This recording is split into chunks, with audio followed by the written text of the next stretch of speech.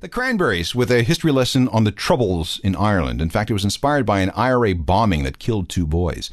That record was stupidly successful. It sold no fewer than 16 million copies, including more than 500,000 in Canada and 7 million in the US.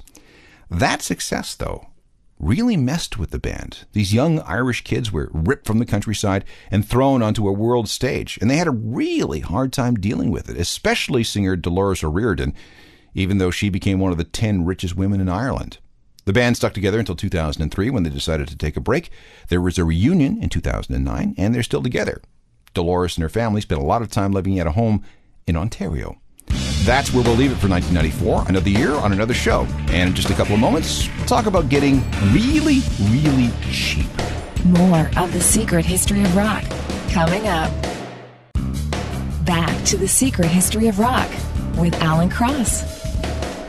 The years leading to the end of the 20th century were a very good time to own a high-end recording studio. That was the era when labels indulged their most successful artists, allowing them to run up huge studio bills.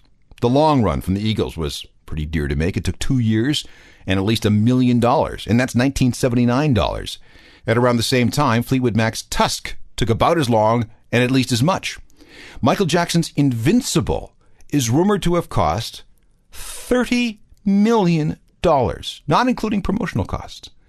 That makes the $15 million Axl Rose spent on Chinese Democracy look like a bargain, doesn't it? But it doesn't have to be this way. There are ways to do it on the cheap and still have a hit record. Take the Ramones, for example.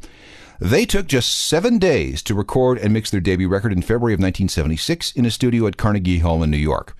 Instruments were done in 3 days, vocals in 4, in, out, nobody got hurt. A classic album done for $6,400.